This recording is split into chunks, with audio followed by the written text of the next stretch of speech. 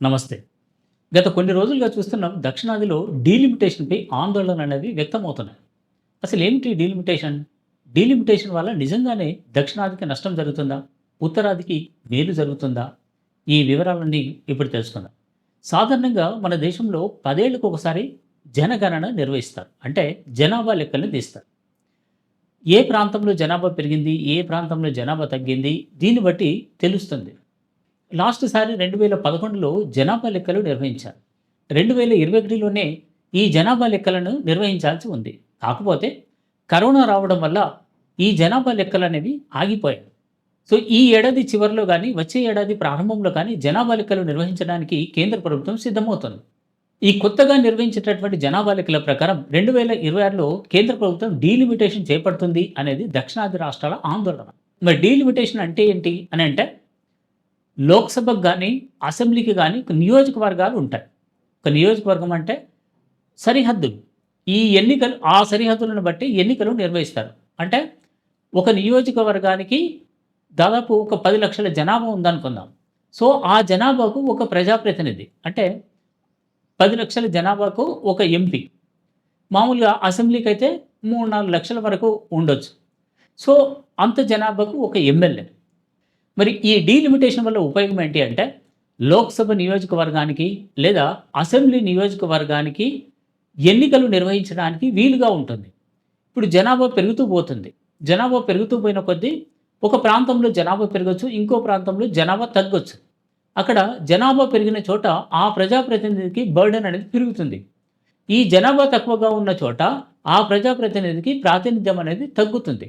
అలా కాకుండా ఈ జనాభాను సర్దుబాటు చేయడం అంటే నియోజకవర్గాల్లో 1971 జనాభా లెక్కల ప్రకారం 1973లో ఈ నియోజకవర్గాల పునర్విభజన అనేది జరిగింది.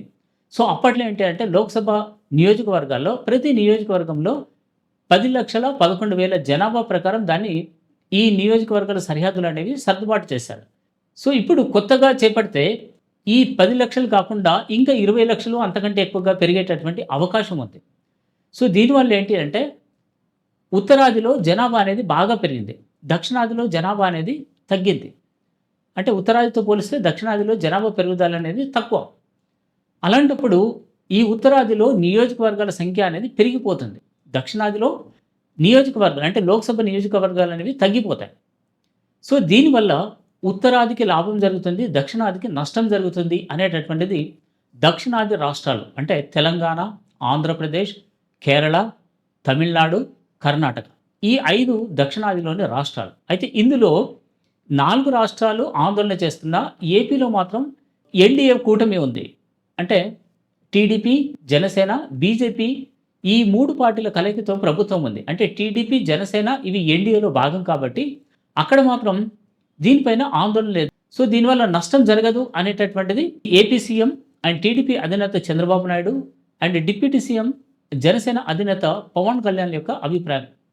సో, ఇప్పటికే ఈ విషయం వాళ్ళు స్పష్టం చేశారు. అందుకే మొన్న అంటే ఈ మార్చి 22న చెన్నైలో స్టాలిన్ నిర్వహించినటువంటి అఖిలపక్ష జేఏసీ సమావేశానికి ఏపీ నుంచి ప్రాతినిధ్యం లేదు.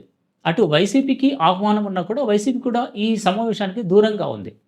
స్టాలిన్ అంటే దీన్ని ఈ దక్షిణాది రాష్ట్రాలను ఏకం చేసి దక్షిణాది రాష్ట్రాలతో పాటు అటు పశ్చిమ బెంగాల్, పంజాబ్, నెక్స్ట్ ఒడిషా ఈ రాష్ట్రాలు కూడా నష్టం జరుగుతుంది. ఈ రాష్ట్రాలు కూడా డీలిమిటేషన్ వల్ల నష్టపోతాయి అనేటటువంటి భావనతో ఆ రాష్ట్రాలకు కూడా స్టాలిన్ ఆహ్వానాలు పంపారు. అయితే అందులో పంజాబ్ సీఎం హాజరయ్యారు. నెక్స్ట్ పశ్చిమ బెంగాల్ నుంచి హాజరు కావాల్సినటువంటి టీఎంసీ అక్కడ ఓటర్ ఐడీ కార్డుల విషయంలో బిజీగా ఉంది. అంటే ఈ నకిలీ ఓటర్ ఐడీ కార్డులను అరికట్టాలనేటటువంటి పనిలో బిజీగా ఉన్నాం. సో, అందుకే ఈ సమావేశానికి రాలేకపోతున్నామని చెప్పారు. సో, ఆ ఒడిషా నుంచి కూడా అటు బిజు జనతా దళ్ కూడా ఈ సమావేశానికి మద్దతు ఇచ్చిన సో, నెక్స్ట్ మిగతా రాష్ట్రాలు అంటే తెలంగాణ నుంచి సీఎం రేవంత్ రెడ్డి, అటు కేరళ ముఖ్యమంత్రి పినరాయి విజయన్, కర్ణాటక నుంచి డిప్యూటీ సీఎం డీకే శివకుమార్ ఇలా హాజరయ్యారు. ఇక విపక్షాల నుంచి అంటే తెలంగాణ నుంచి BRS working president KTR, so, ఈయనతో పాటు అటు కాంగ్రెస్ ప్రెసిడెంట్ మహేష్ గౌడ్ అండ్ మిగతా పార్టీల లీడర్లు కూడా చాలామంది హాజరయ్యారు. సో, దీంట్లో వీళ్ళు నిర్ణయించింది ఏంటి అనంటే ఈ డీలిమిటేషన్ చేపడితే దక్షిణాది బాగా నష్టపోతుంది, ఉత్తరాది లాభపడుతుంది. సో, దక్షిణాది ఏ రకంగా నష్టపోతుంది అనంటే, దక్షిణాది వాయిస్ అనేది తగ్గిపోతుంది.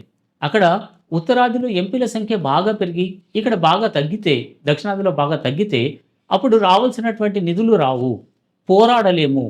సో, ఎంపీల సంఖ్య ఎక్కువగా ఉంటేనే పార్లమెంట్‌లో పోరాడగలుగుతాం. అది తగ్గిపోతే మనకు వాయిస్ ఉండదు అనేటటువంటి ఆందోళనతో ఈ సమావేశం అనేది నిర్వహించారు. సో, ఇందులో ఈ అఖిలపక్ష జేఏసీలో వీరు ఒక నిర్ణయం తీసుకున్నారు. అదేంటంటే, మరో 25 ఏళ్ల వరకు అసలు డీలిమిటేషన్ అనేది చేపట్టకూడదు.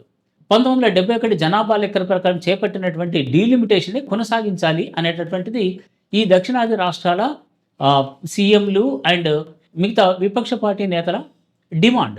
సో, ఎందుకు అనంటే 1971 జనాభా లెక్కల ప్రకారం డీలిమిటేషన్ చేపట్టడానికి 1973లో కమిటీ వేశారు.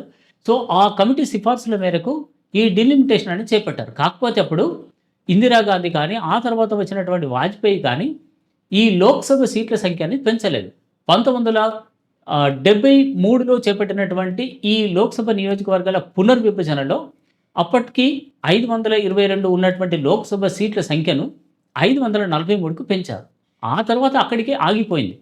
ప్రతి 10 ఏళ్లకు ఒకసారి జనాభా లెక్కలు నిర్వహిస్తున్నా డీలిమిటేషన్‌లో అవసరమైతే ఈ జనాభాను సర్దుబాటు చేశారు తప్పితే లోక్సభ సీట్ల సంఖ్య అనేది పెంచలేదు. కాకపోతే ఇప్పుడు మోదీ సర్కార్ ఈ లోక్సభ సీట్లను భారీగా పెంచుతుంది. వీటిని ఎంతగా అంటే 753కు గానీ, 848 సీట్లకు గానీ పెంచేటటువంటి అవకాశం ఉంది అనేటటువంటిది దక్షిణాది రాష్ట్రాల నేతల యొక్క ఆందోళన.